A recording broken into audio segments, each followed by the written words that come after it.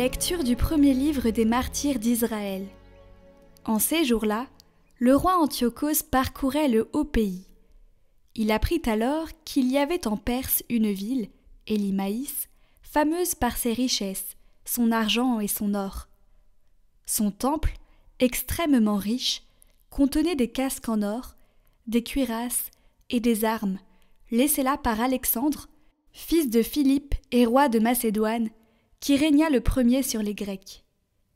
Antiochos arriva, et il tenta de prendre la ville et de la piller, mais il n'y réussit pas, parce que les habitants avaient été informés de son projet.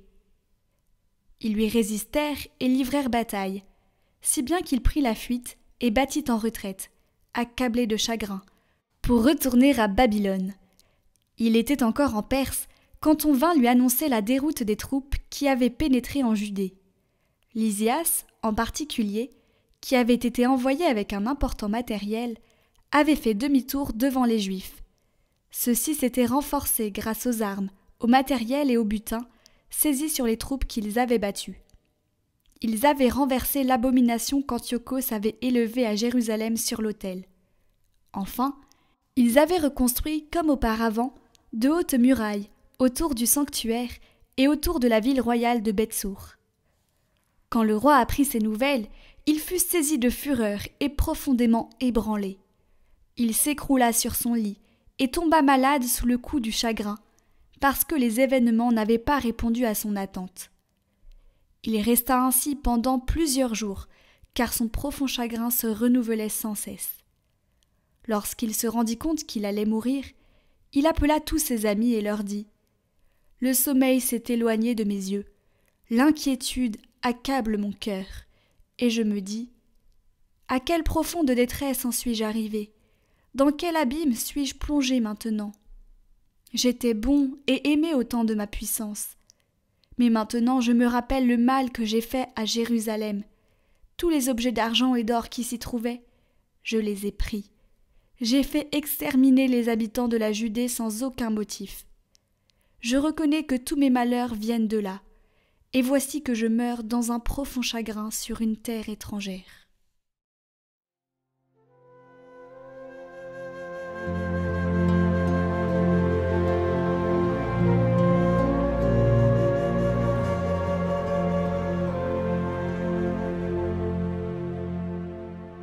J'exulterai de joie pour ta victoire, Seigneur.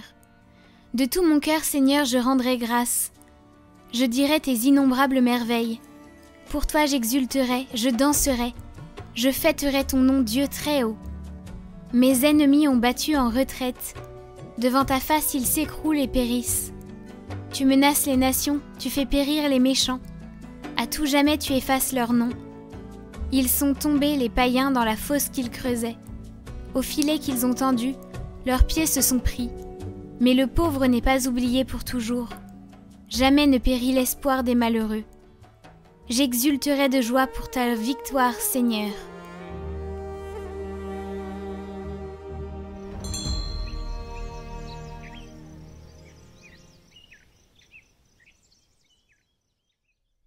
Évangile de Jésus-Christ selon saint Luc. En ce temps-là, quelques Sadducéens, ceux qui soutiennent qu'il n'y a pas de résurrection, s'approchèrent de Jésus et l'interrogèrent.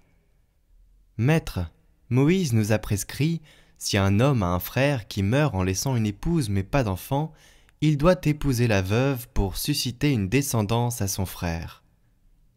Or, il y avait 7 frères. Le premier se maria et mourut sans enfant. De même le deuxième puis le troisième épousèrent la veuve et ainsi tous les 7, ils moururent sans laisser d'enfants. Finalement, la femme mourut aussi. Eh bien, à la résurrection, cette femme-là, duquel d'entre eux sera-t-elle l'épouse, puisque les 7 l'ont eue pour épouse? » Jésus leur répondit, « Les enfants de ce monde prennent femme et mari, mais ceux qui ont été jugés dignes d'avoir part au monde à venir et à la résurrection d'entre les morts ne prennent ni femme ni mari, car ils ne peuvent plus mourir. Ils sont semblables aux anges, ils sont enfants de Dieu et enfants de la résurrection. Que les morts ressuscitent, Moïse lui-même le fait comprendre dans le récit du buisson ardent, quand il appelle le Seigneur le Dieu d'Abraham, Dieu d'Isaac, Dieu de Jacob. Il n'est pas le Dieu des morts, mais des vivants. Tous en effet vivent pour lui. Alors certains scribes prirent la parole pour dire « Maître, tu as bien parlé ». Et ils n'osaient plus l'interroger sur quoi que ce soit.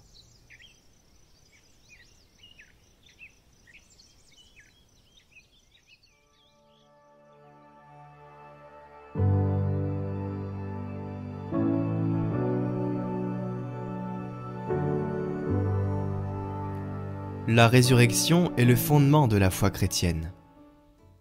S'il n'y avait aucune référence au paradis et à la vie éternelle, le christianisme se réduirait à une éthique, une philosophie de vie. Au contraire, le message de la foi chrétienne vient du ciel, est révélé par Dieu et va au-delà de ce monde. Croire en la résurrection est essentiel, afin que chaque acte de notre amour chrétien ne soit pas éphémère et une fin en soi, mais devienne une graine destinée à fleurir dans le jardin de Dieu et à produire des fruits de vie éternelle.